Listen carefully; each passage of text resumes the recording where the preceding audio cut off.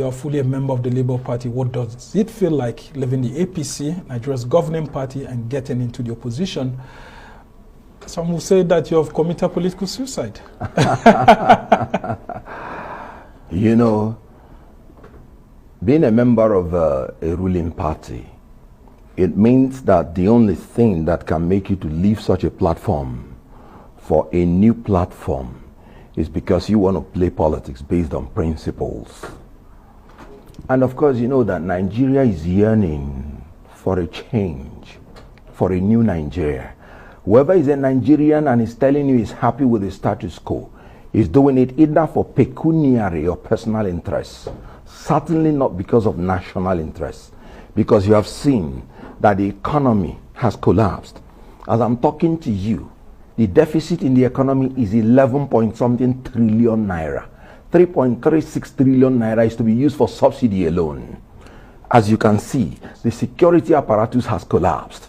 The terrorists now come to Abuja to release their own prisoners, and the president cannot release their victims, the victims of the president captured in the train. They have spent 114 days in captivity. Security has collapsed. You can imagine the governor of the president, the governor of Katsina State, weeping and crying, telling the people that men now voluntarily give their wives and daughters for the terrorists to enjoy sexually for 1 week. I'm talking about the governor of Katsina State, the governor of the president. And corruption has collapsed. One person stealing 109 billion naira. And this APC ran under the mantra of anti-corruption, of economy and security. So APC has failed.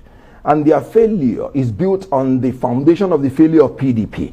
That failed first.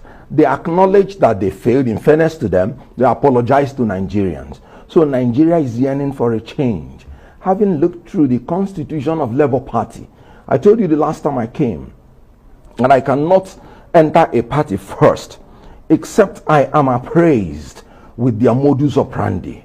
And when I read through the constitution, I realized that Article 8C of the Labour Party actually said, as one of its objectives, to create a new Nigerian personality who would be patriotic, altruistic, transparent, committed to due process and rule of law in governance, in industry, and in all spheres of our national life. Also, if you go to L of that article stating the objective, he said to promote rapid technological and scientific advancement of Nigeria as a basis to take away this economy from underdevelopment to industrialized society in all our spheres. And then to pursue this, if you go to P, through the principles of integrity. So when you check this and check the sound that is coming out from the presidential candidate and vice presidential candidate of Labour Party, I now realize why they chose Labour Party. Because these are exactly what they have been saying, to transform Nigeria from consumption to production. You and I know that Dati Baba Ahmed is one of the originators of the due process, because he has encapsulated in his own vision that procurement and inflation of contract has been the sources of corruption in this country. So when you combine these two cerebral human beings, we are entering the realm of a new Nigeria. Okay. Can you absolve yourself, Kenneth Okonkwo, yes, from the challenges that the APC-led federal government is going through when you marketed the same President Muhammadu Buhari administration to Nigerians? Do you feel sad that you sold this candidate to Nigerians who is now the president of the country? Let me tell you something. I absolve myself 100%. One, I was never part of his government whatsoever. But you sold him to Nigerians. Good. By 2015, I was in PDP. I did not bring Buhari to power. Let me confess, I have a personal love for President Buhari. Good. I did not help to bring him to power, because by 2011, he had openly and said he's retiring from politics. So by 2015, I felt a younger person should be allowed to complete his term I was in PDP then. So I did not help to bring him to power. Well. I'm saying but in 2019, he had done his first tenure. And let me tell you the truth. When they came in, they tackled the issue of security preliminarily to the point that they declared that Boko Haram has been technically defeated. I joined APC December 30th when PDP failed as a ruling party and failed as an opposition party. They were not creating formidable opposition to the ruling party, which is the condition sine qua non to the progress of democracy. And I really thought that a former military head of state, in fairness, who chased away terrorists and who has entered the government and is doing well in security-wise, will continue in that trajectory. And I thought that a former military head of state who sentenced politicians to 200 years in jail will continue in that trajectory. I thought also that in the economy he refused to borrow when he was military head of state and was paying our debts with crude oil. I thought he was going to continue in that trajectory. I was failed. And I told APC, after 6 years, and you do not get your acts together, I cannot sit down to defend the indefensible. But you left the APC because of the Muslim ticket. So if Bola Tinubu had chosen a vice presidential candidate as a Christian, does it mean that you would still have been in the APC? Now, let me make it clear, if you've been following my column, I write the Sunday Sun of the back page, of the Sunday Sun. Good. I have been saying it, that the ticket about 2023 must be a ticket that will accede to the equity and justice and fairness in Nigeria. I granted interview to one sister television, and I say I am not going to say who I will support until the candidates come out with their vice presidential candidates. Because in 2023, I wasn't going to play the game of party. I was going to play the game of Nigeria. And so the Muslim ticket is the final straw that broke the camel's back. Because I have been saying, if Obi did not get his act right, I wasn't going to support an Igbo candidate because he's Igbo. He must be qualified. Yeah, we're going to come that. When PDP made a choice, and of course the great unifier became the great divider in PDP, they're still quarreling about the choice of the vice presidential ticket. When APC made their choice, where a Muslim felt that only Muslims can win the election for him, and he said it by himself, no Christian is competent, no Christian can win the election for him. And if you know what? Bishop Cook has said it is reprehensible and unacceptable. You know what? Isaiah Abo, a senator, a member of his presidential campaign, said it's irresponsible. So for me, I would rather listen to this gentleman and make that ticket unacceptable to me as the convener of equity and justice. When Peter Obi made his own choice, you can see that the choice satisfied the constitutional requirement of balancing in ethnic, linguistic, and religious considerations. All right, I will ask you to hold on. Let's go on a short break. And when we come back, I want to quiz you on your statement calling on Indigbo to support Peter Obi as an Igbo candidate, which is really leading to a lot of backlash by Obi supporters. You're still watching the Arise interview. The conversation continues after the break. Stay with us.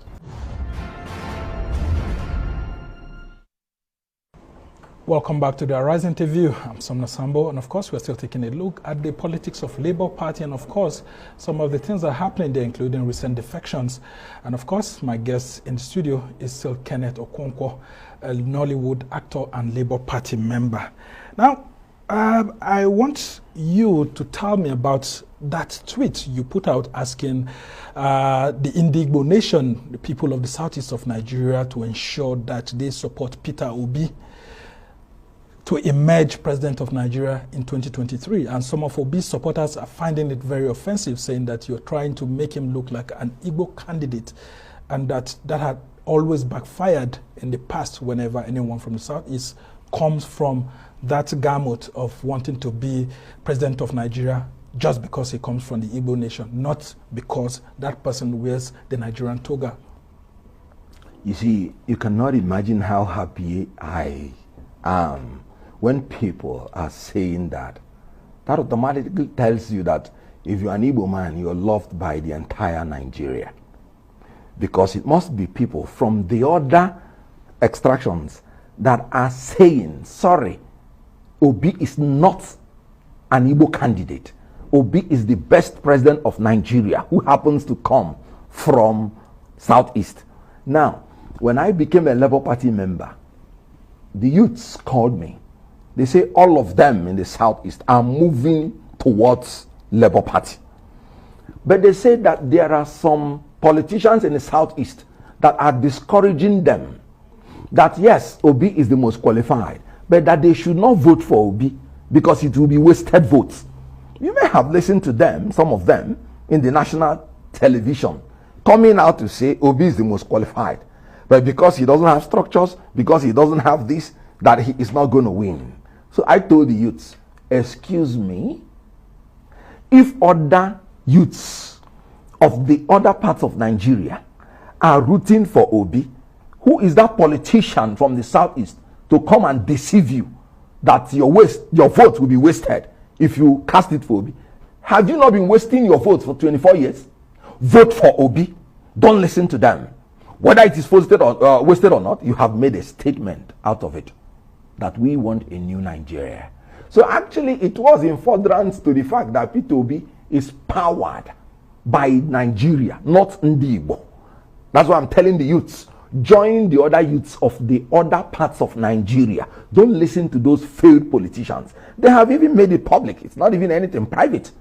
So it is actually a call for all Nigerians to know that Obi is not an Igbo candidate and couldn't have been.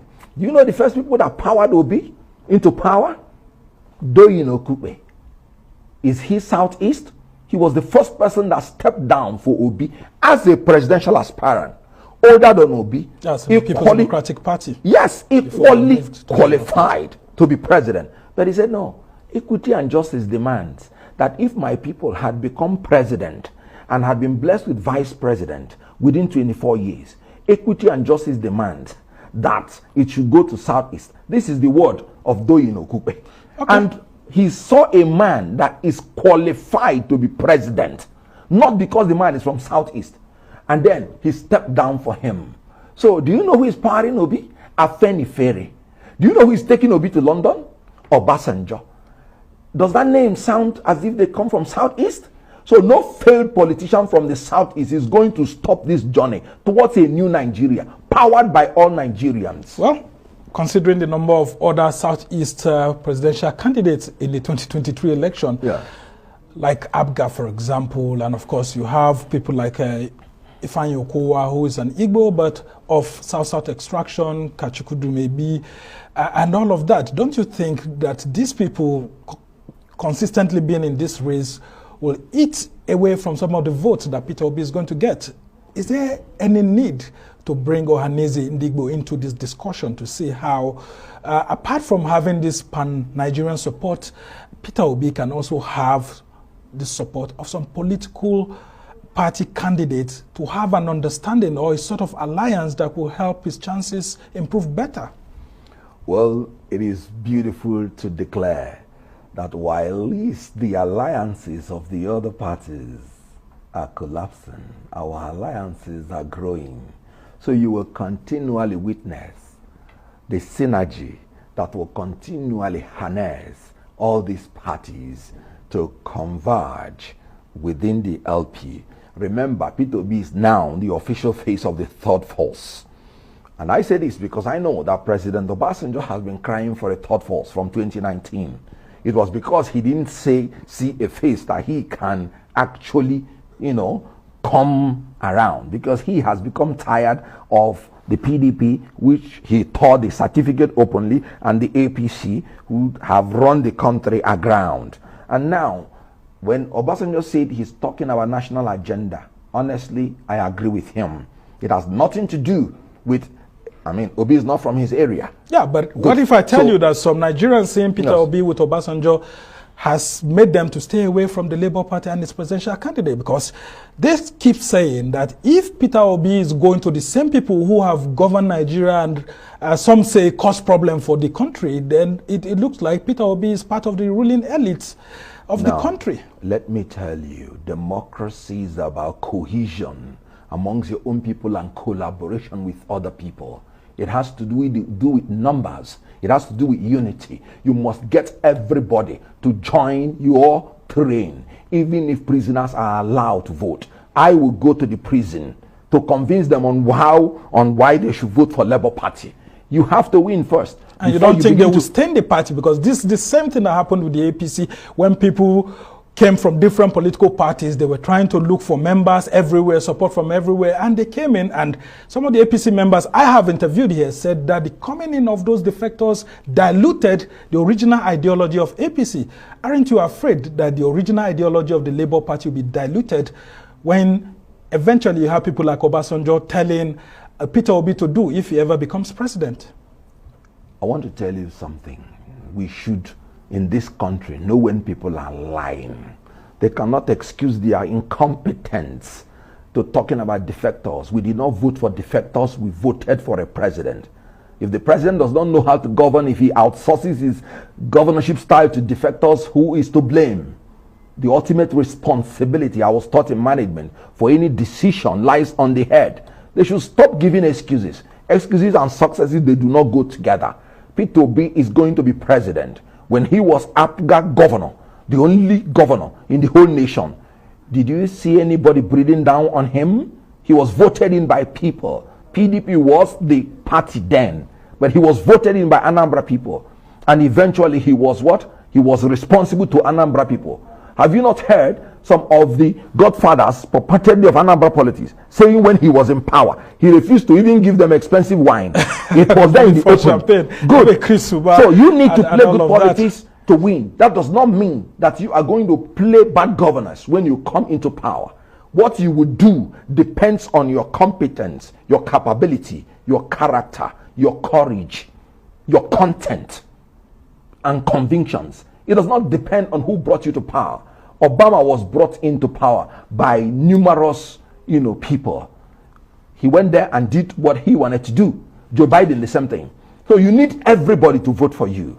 And you need to go in there to do what will be good for Nigeria. Okay. Peter Obi is touring the world right now. I thought they say he didn't have structure. Well, it looks like Peter Obi is beginning to put in place structure. Good. And they are not afraid. They are saying Obasanjo and this and that. If I want to contest, if all of them will join me to make me to win, to bring about my intention to Nigeria, indeed, I am going to even ask them to join. Aren't these same people that have led Nigeria to be a consumption economy? So why is Peter Obi going to this same set of people that have refused to make Nigeria a production-based economy? Good. Now, Obasanjo is not qualified to contest for the presidency of Nigeria again. He is a father of the nation, a statesman. You have something to learn from every past head of state. And a lot of Nigerians say one of those who squandered Nigeria's goodwill, who refused to move Nigeria to the country that Peter Obi wants Nigeria to be like. He can teach Peter Obi how not to do those things, because if he had done them and he did not profit Nigeria, he can teach him how not to do those things. You cannot possibly say Obasanjo is looking for money or fame or for power. He can no longer contest. He has money enough to feed himself and his generations yet unborn.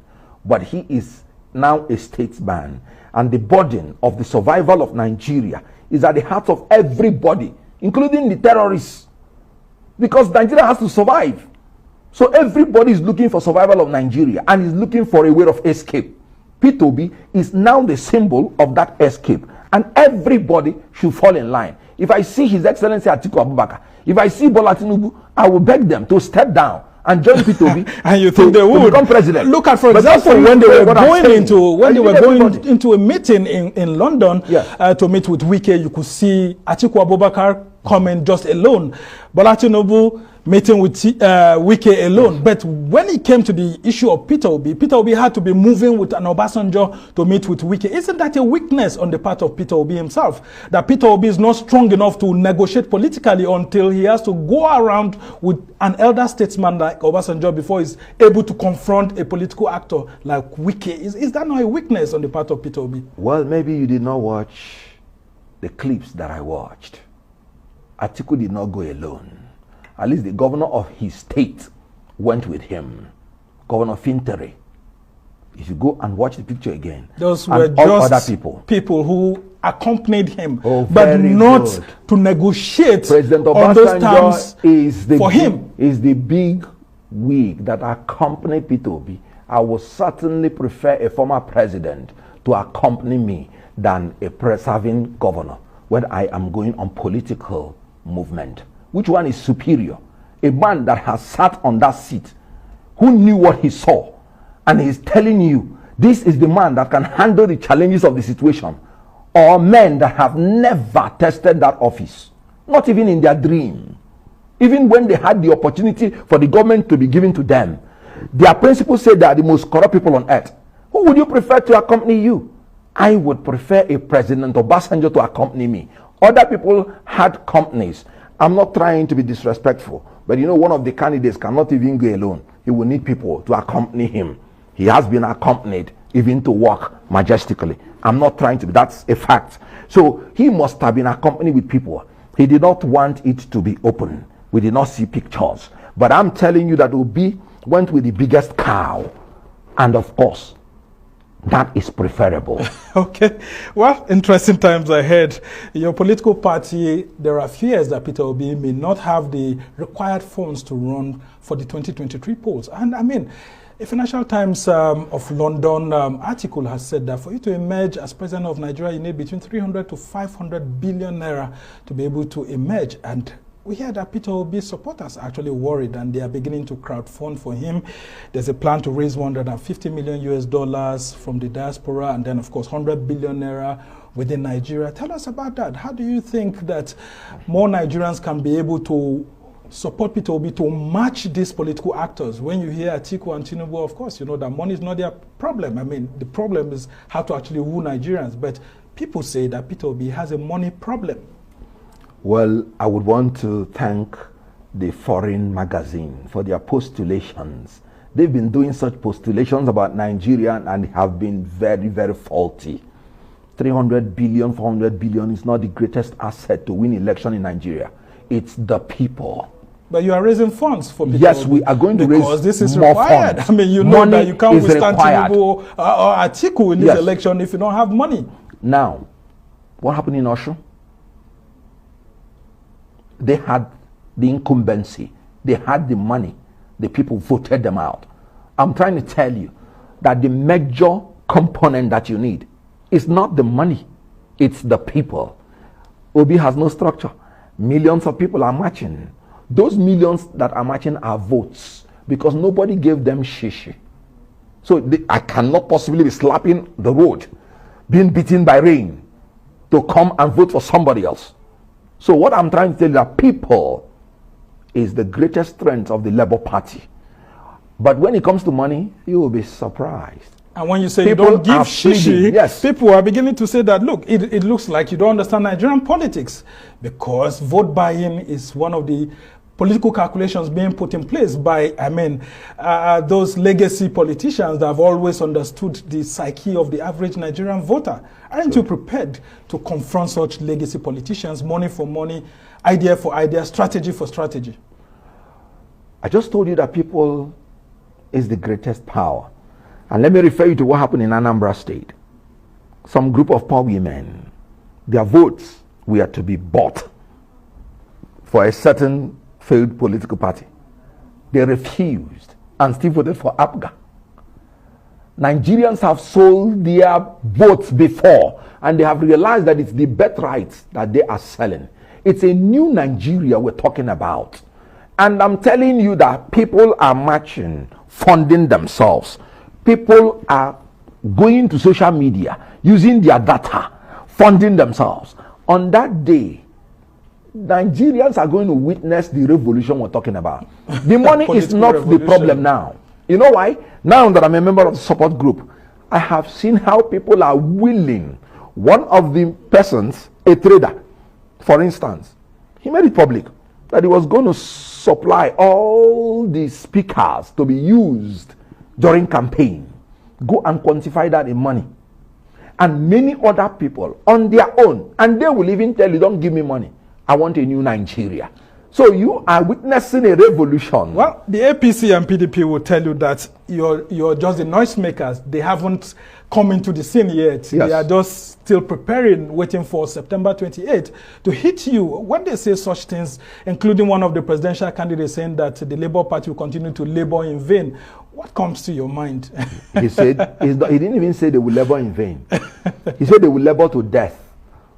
That tells you the amount of derogation, denigration such party has now meted out for the Nigerian people. Are you surprised that his party has left children at home and telling us to go to hell? Is that not labor to death? I have good news for them.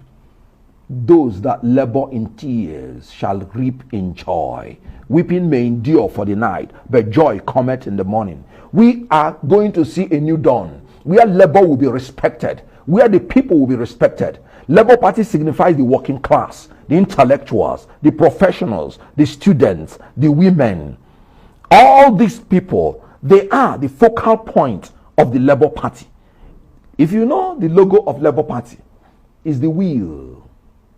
And the man, the woman, and the child engraved in the center. That wheel signifies industry. It signifies work as basis for economic empowerment of the populace and prosperity of the nation, continuous growth and development. And now, the linkage between the will and the people, it is to the effect that governance, economic and social development must lead to the advancement of human beings.